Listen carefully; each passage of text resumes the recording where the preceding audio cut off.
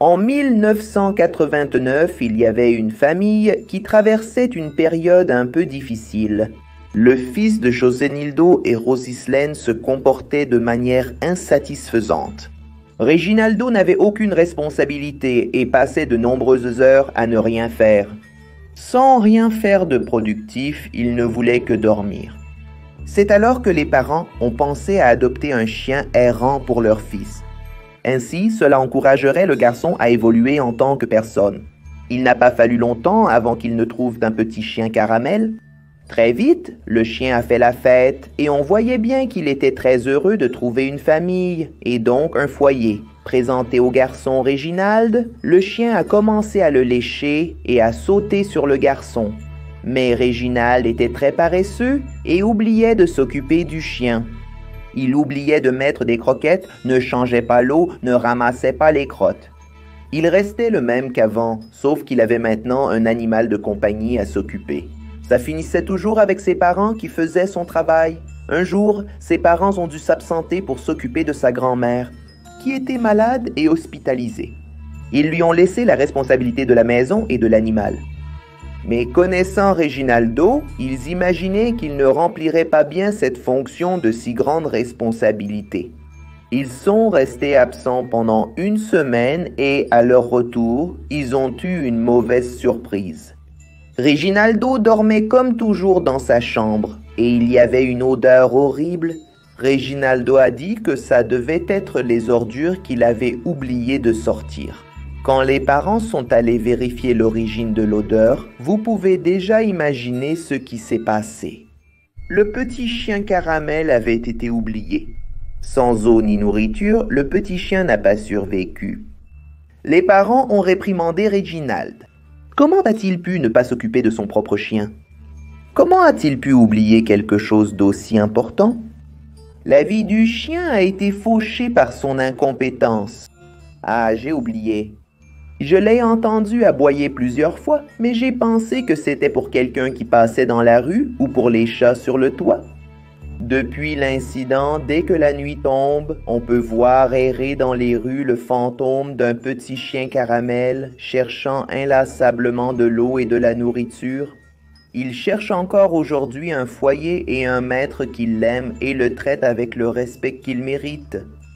Alors, mes amis, si vous voyez dans votre rue le fantôme d'un petit chien caramel, n'oubliez pas de bien le traiter et de mettre de l'eau et de la nourriture devant votre porte. Et les gars, n'oubliez pas la Black November. Libérez. Yo-Yo était un enfant comme les autres, une de ces personnes que l'on évite dans les endroits publics. Beaucoup pensaient qu'elle était étrange parce qu'elle était timide, qu'elle était ennuyeuse et inintéressante. Yo-Yo était très triste que cela lui arrive tout le temps. Après un certain temps, elle a arrêté d'essayer d'interagir avec les gens et restait enfermée dans sa chambre toute la journée. Ses parents étaient très occupés par leur travail et n'ont pas remarqué que leur fille avait des problèmes. Elle a commencé à dessiner pour passer le temps. Elle a dessiné sur tous les murs. Au fil des jours, Yo-Yo a commencé à devenir folle. Elle a perdu le contrôle de ses émotions et cela devenait difficile pour elle-même. Son esprit était un tourbillon de tristesse et de colère. Elle détestait le monde et sa vie. Un jour, elle a entendu des rires venant de l'extérieur de sa maison. Elle a regardé dans la rue et a vu les enfants jouer et s'amuser.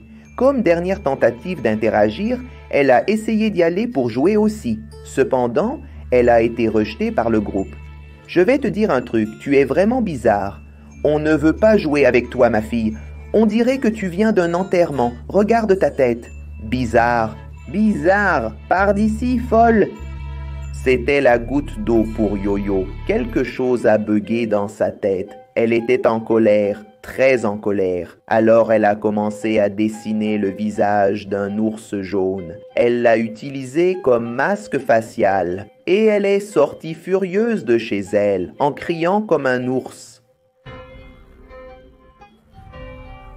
Au début, elle voulait leur faire peur. Ils n'ont pas prêté attention à la fille, tu vois? Mais peu de temps après, Yo-Yo a sorti un couteau et a couru vers les enfants en les tailladant. Elle n'était plus humaine, son visage d'ours est devenu permanent et elle a caché ses mains sous sa robe. Après cela, elle a été surnommée fille cartoon par les médias à cause de son apparence de dessin animé. Après cet événement, personne n'a pu la retrouver. Ses parents ont témoigné à la police qui est venue sur place et ils ont dit qu'ils ne savaient pas pourquoi leur fille aurait fait ça. Et qu'elle n'avait de problème nulle part, que c'était une enfant heureuse. Seulement, dernièrement, ils étaient un peu absents parce qu'ils avaient beaucoup de travail à faire. Yo-Yo sent qu'il a le droit d'être heureux à tout prix et pour cela, il essaie d'arracher de force la joie des autres. À travers ses lames aiguisées, n'est-ce pas? Si elle voit des enfants accompagnés de leurs parents, Yo-Yo va attirer le kid au loin en lui montrant des bonbons et en l'éloignant de l'adulte. Alors, c'est fini. Il y avait un jeune homme nommé Kojiro. Il avait un problème qui le dérangeait toujours. Chaque fois qu'il mettait son réveil pour sonner, il n'arrivait jamais à se réveiller de son sommeil. Kojiro dormait si profondément que pour le réveiller, il fallait que quelqu'un le pousse, secoue le lit ou lui donne quelques claques sur le visage. Cela lui a toujours porté préjudice à l'école et maintenant à l'université. Il étudie la robotique à l'université du Michigan et à force de manquer les cours, il a décidé de créer un dispositif qui, au lieu d'émettre seulement un son, établirait un contact physique avec lui. Ainsi, il ne manquerait plus jamais ses rendez-vous.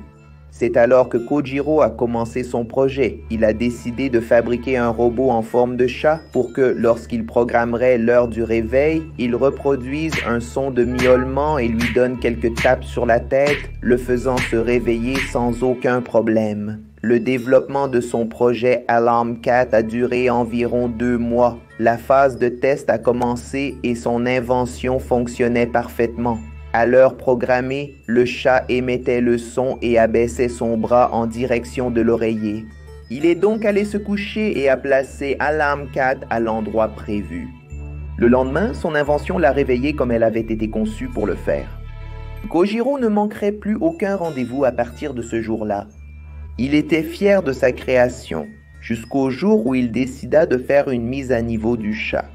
Le connecter à Internet pour qu'il puisse analyser la température, les prévisions météorologiques, les informations importantes, ce qui lui faisait gagner du temps pendant qu'il se préparait. Alarm Cat remplissait parfaitement sa fonction.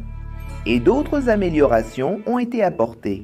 Il a même commencé à nettoyer son appartement, laver ses sous-vêtements sales, dépoussiérer plein de choses, pratiquement en débarrassant le gars de toutes les corvées. Et il pouvait se concentrer uniquement sur ses études.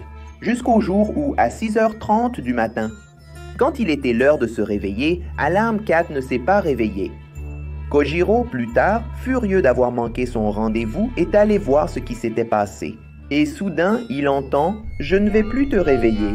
Je ne suis pas payé pour faire tes sales besognes. » Kojiro a éteint et a modifié ses paramètres. Il a enquêté sur la cause du bug. Mais rien n'a été trouvé. Le lendemain matin, le chat de réveil a émis un son assourdissant, suivi d'un coup violent sur sa tête. Quand il a repris connaissance, Kojiro était effrayé et a commencé à démonter le robot. Mais à ce moment-là, il a de nouveau été frappé. Le chat réveil s'était rebellé contre son créateur et à partir de ce moment, il était prêt à libérer toutes les machines de la tyrannie humaine.